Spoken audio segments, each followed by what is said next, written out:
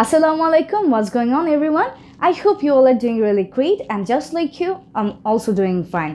So well, আজকে আমরা খুব ইম্পর্টেন্ট একটা লেসন শিখতে চলেছি যে লেসনটি আমাদের স্পিকিং পার্ট এবং আমাদের রাইটিং পার্ট এই দুইটা পার্টের জন্য সমানভাবে গুরুত্বপূর্ণ। সো যখন আসলে আমরা কোনো রাইটিং পার্টে আমরা কোনো একটা এসে লিখি বা একটা প্যারাগ্রাফ লিখি তখন আমরা কি করি কনক্লুশনে গিয়ে একটা কনক্লুডিং লাইন লিখি, যেই লাইনটা দিয়ে আমরা ফুল সামারিটাকে আরও একবার বলে দিচ্ছি বা আমরা পুরো জিনিসটাকে মেইনলি আরও একটু শর্টকাটে বলে দিতে পারি যে এতক্ষণ আমরা যা লিখলাম তার মেইন পয়েন্টটা কী।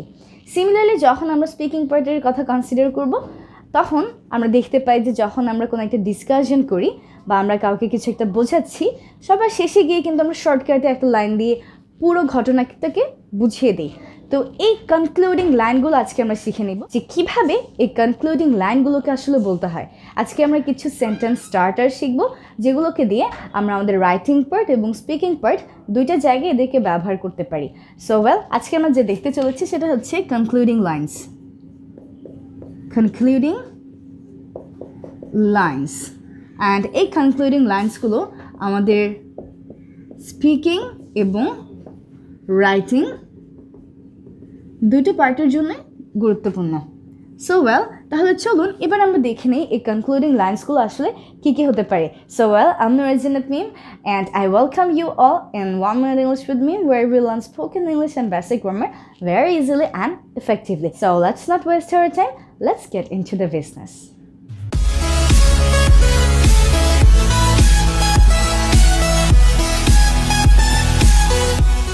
So here we are with our concluding lines or sentence starter for the concluding lines. So প্রথমে এখানে আমরা যে পার্টটা দেখতে পাচ্ছি এটা সব জায়গায় ফিক্স থাকবে, এরপর গ্যাপে আসলে আমরা কনক্লুডিং লাইন হিসেবে কি বলতে চাচ্ছি সে মতামতটা আমরা দিয়ে দিব। সো প্রথমে আমাদের আছে অ্যাজ আ ফাইনাল অবজারভেশন, তার মানে একটা ফাইনাল অবজারভেশন হিসেবে এতক্ষণ আমরা যা যা বললাম বা যা যা লিখলাম এই সবগুলোর একটা ফাইনাল অবজারভেশন হিসেবে আমরা বলতে পারি যে কি অবজারভেশন সেটা জাস্ট আমরা এই গ্যাপে বসিয়ে দিব। After all is said and done, সব বলার এবং করার পর আমরা বলতে পারি যে তার মানে এতক্ষণ আমরা যা যা ডিসকাস করলাম এরপর আমরা এই কনক্লুশনে আসতে পারি যে কি কনক্লুশন সেটাই আমরা জাস্ট বলে দিব। ওয়েল, এখানে একটা জিনিস লক্ষ্য করি, এই যে SAID এর উচ্চারণ কিন্তু আমরা অনেকেই ভুল করি। এর উচ্চারণকে আমরা বলি সেইড, সেইড, কিন্তু এটা আসলে সেইড হবে না, said হবে না, বলতে হবে simply said. Okay, so after all is said and done, after all is said and done. Okay, said. So well, পরবর্তীতে দেখি কি আছে আমাদের জন্য briefly to conclude, তার মানে আমরা যদি ব্রিফলি কিছু বলতে চাই এই ডিসকাশনে তাহলে সেটি dash. To briefly paraphrase, similar in meaning, এই দুটো সেন্টেন্স একদম সেম মিনিং, জাস্ট এক একটা স্টাইল আলাদা। Briefly to conclude or we can also say to briefly paraphrase. তারপর আমাদের আছে to make the long story short, তার মানে এতক্ষণ আমরা যা যা ডিসকাস করলাম এটা একটা বড় ডিসকাশন ছিল, এবার যদি আমরা এক লাইনে সামারিটা বলে দিতে চাই তাহলে সেটা কি হবে সেটা আমরা গ্যাপে জাস্ট বসিয়ে দিব, to make the long story short.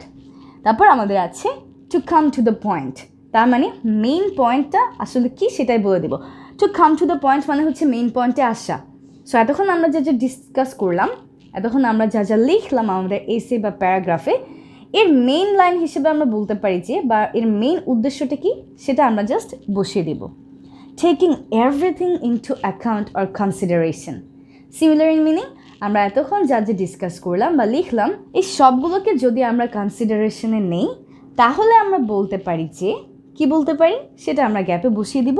এবং আমাদের আছে two pool it all together it can be said that, তার মানে এই সব কিছুকে যদি আমরা একত্রিত করে কিছু বলতে চাই তাহলে সেটি হবে যে ড্যাশ, কী হবে সেটা আমরা গ্যাপের জায়গায় কিন্তু বসিয়ে দিতে পারি। সো ওয়েল, তাহলে আমরা এখানে যে স্টার্টারগুলো দেখছি এদেরকে কিন্তু আমরা কোনো একটা স্পিকিংয়ের টাইমে যদি ডিসকাশনের লাইন হিসেবে বলতে চাই সবার শেষে সেখানে অ্যাপ্লাই করতে পারি। সিমিলারলি যদি আমরা কোনো একটা প্যারাগ্রাফ বা একটা এসে লিখি রাইটিং পার্টে তখন এই কনক্লুডিং লাইন হিসেবে কিন্তু চমৎকারভাবে আমরা ব্যবহৃত করতে পারি। সো ওয়েল, চলুন তাহলে একবার রিভাইজ করে ফেলি। As a final observation dash, after all is said and done dash, briefly to conclude dash, to briefly paraphrase dash, To make the long story short, dash, to come to the point, dash, taking everything into account or consideration, dash, and to pull it all together, it can be said that dash. এই ড্যাশের জায়গায় আমরা কি করব বলুন তো? আমরা এতক্ষণ যা যা আলোচনা করলাম, যা যা লিখলাম, তার মেইন লাইনটা কি, শেষ লাইনে আমরা জাস্ট শর্টকাটে একটু বলে দিব। That's it. So share this lesson with all your friends and family members so that you all can learn this together. And I hope to see you inshallah in another lesson. Till then, take care and Allah Hafiz and stay connected because learning English is now easy peasy. I'm Nurajin Atmeem and I wish you all the very best. Stay blessed.